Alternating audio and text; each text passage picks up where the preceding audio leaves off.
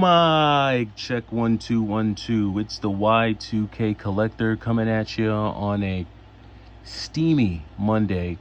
I want to talk tonight about the do's and don'ts of retro game collecting in 2024. And I don't know if I'll make this like a multi-part series because I'm only going to give about 2 do's and 2 don'ts. And then maybe I'll do this again. But I definitely wanted to share a couple do's and a couple don'ts with you. And then I also want to go over some retro pickups that I've been able to get my hands on over the past couple days, because as many of you know, I am collecting for retro. It's definitely my main thing. So I'll go ahead and share some of those pickups with you in a moment. But I'm gonna go over a couple of do's, and then I'll go over a couple of don'ts. So the first do is do what makes you happy when it comes to retro game collecting, and don't just follow the crowd. What do I mean when I say this? What I'm talking about is that if you're someone who plays video games, even if you're not a diehard collector, but you just grew up casually playing video games, think about the games that brought you the most joy, that made you the most happy, that you found the most addicting, the ones that actually kind of got you caught up into the story or the gameplay, and go out and start off by collecting those things, because those will be the games that make you happy. Those will be the games that you want to play. And those will be the games that you'll wind up keeping in your collection, and you won't just sell at the drop of a dime. So in my opinion, do what makes you feel happy. Do not follow what you see on YouTube, on forums, in chat groups. Don't buy a system because everyone's saying it's a cool system to have. Don't buy a game because everyone is talking about it. Do your own research. See if it's something that you like. See if it's something that you will enjoy, if the gameplay you find it intriguing, and then go for it. So I guess that's like a do and a don't in one shot. Do what makes you happy. Don't follow the crowd. That's the first set of do's and don'ts. Now, another do, in my opinion, is you want to be open-minded. Be open-minded, especially when it comes to retro games. Do yourself a favor and keep an open mind. Sometimes, we might have presuppositions about consoles. We might have presuppositions about certain games and certain things, and you never know what you could be missing out on. I remember for the longest time, I used to kind of hate on Sega CD. I always felt like it was a bootleg version of the Sega Saturn. And this was before I really understood like what was available to me on the Sega CD. So I just kind of wrote it off as an unnecessary add-on, like it's another unnecessary Sega add-on. But once I started to really like dive into the Sega CD library, and I started to see how there was more being offered on some of those games, like when you think about a game like Lunar and some of the animation scenes that are available because it's on CD, it really takes the gaming experience to another level.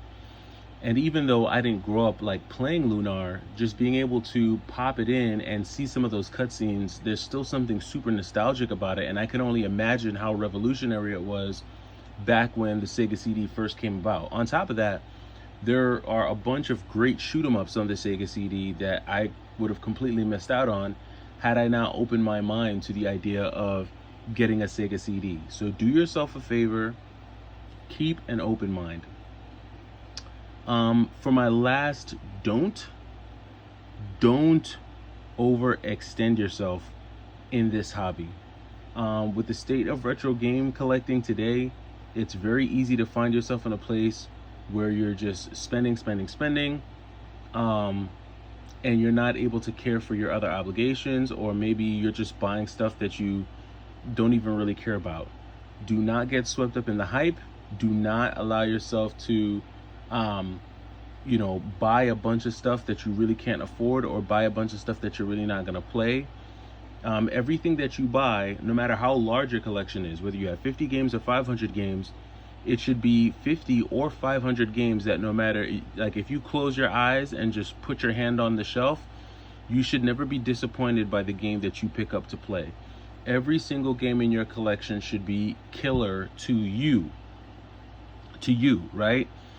Because what's killer to some people might not be killer to other people. And while I think I've had this conversation on my channel before about things that I think are just objectively shovelware, there's always going to be one person who likes a game. So, but the main point here is, do not overextend yourself. And that really does it. That does it when it comes to this, I guess, edition of the do's and don'ts. And like I said, I don't know, maybe I'll keep doing this, maybe I won't. But you guys let me know down in the comments, what are some do's and don'ts that you would recommend to someone who's starting a collection in 2024 when it comes to retro games? Alrighty, now I'm not going to take much more time. I am just going to go over some of my more recent retro pickups. I talked about a couple of these in my video that I put out over the weekend, but I figured I'd go ahead and share some of these with you guys. So, first one up is this super beat down copy of Street Fighter Alpha 3 on the Game Boy. Now, I got this actually from GameStop, oddly enough, and I'm really not sure if it's gonna stay in the collection or not. Street Fighter Alpha 3, like an authentic copy right now, is pretty expensive on the Game Boy Advance. They're ranging anywhere between like 55 and like 80 bucks. So I mean, I may keep this one. I'm not sure if I'm going to keep it, but I'll see. But Street Fighter Alpha 3 is definitely an awesome 2D fighter. It's amazing that they were able to like get this game on a Game Boy Advance. This is a very like fast-paced, action-packed game. So this was really cool to see. And I actually had this when I was in college. I used to play this game on my Game Boy Micro. On my Game Boy Micro, I used to play this game. It's crazy.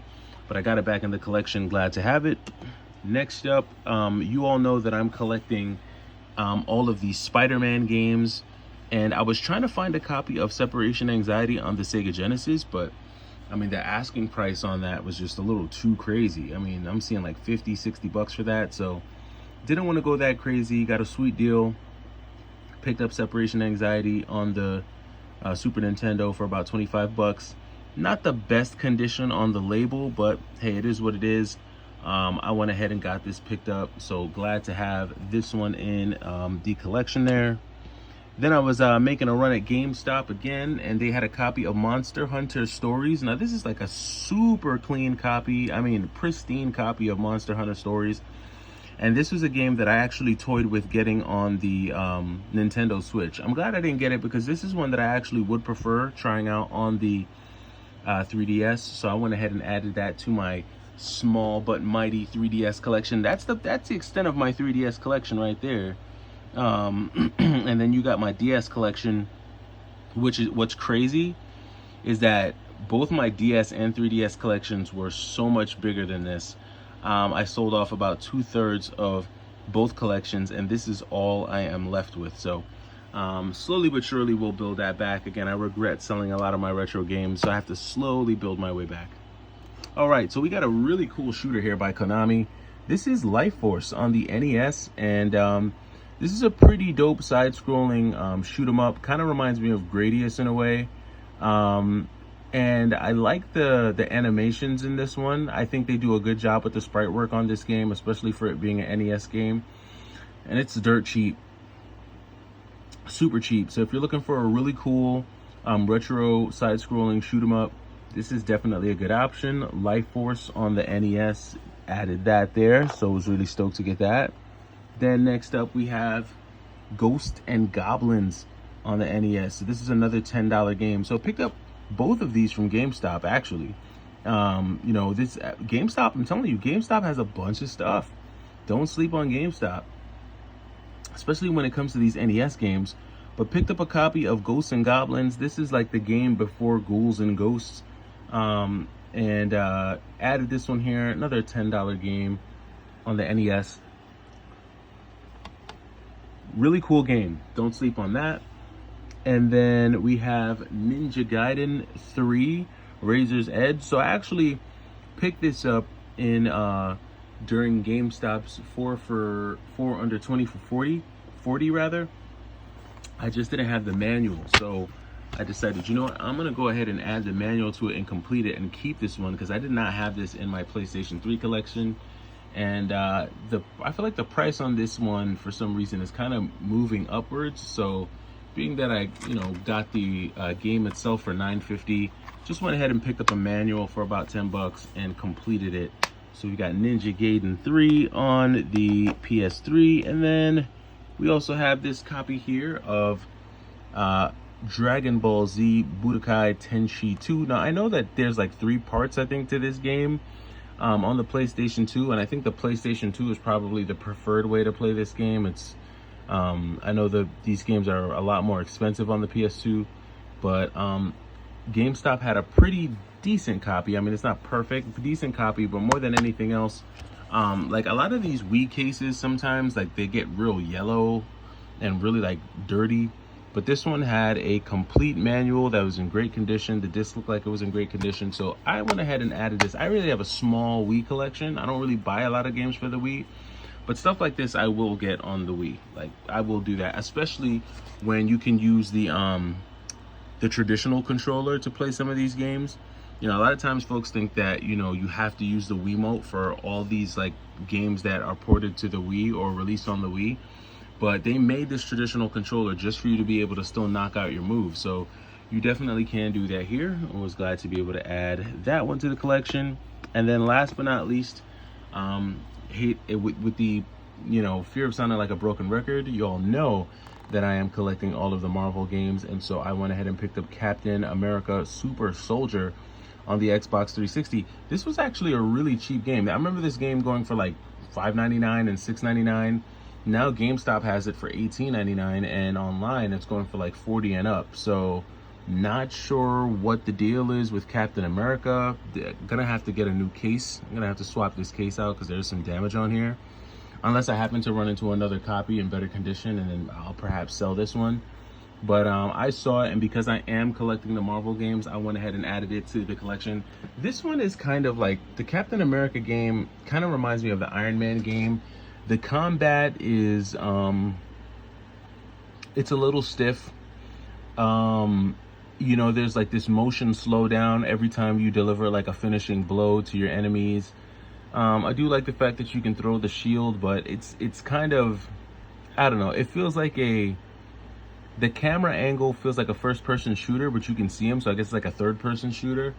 So I don't know, it's one of those games that I'll probably wind up having to get used to the more I play through it, but I did play through some of this. It's a fun game. It's cool. It's Captain America, so not too mad. But yeah, this is pretty much gonna do it for me for a while. And I say that until I run into a good deal, right? But some pretty tight pickups. You know, I know the NES isn't like super popular right now, but I like the NES. A lot of quality stuff that you can find on the NES for a good price. Those Marvel games, I'm adding those Marvel games to the collection for sure.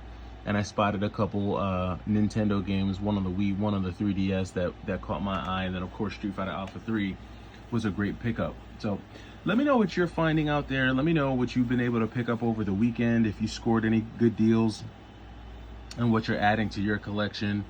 That's gonna do it for me. It's the Y2K Collector. Hopefully your week has started off on a good foot. I'm excited because this is gonna be a shortened week for me. So, and then of course on Thursday, I think it's Thursday, we have game 1 of the NBA Finals. So pretty stoked about that. But that's gonna do it for me. I'm the Y2K Collector. Hopefully you're having a good week. Take it easy.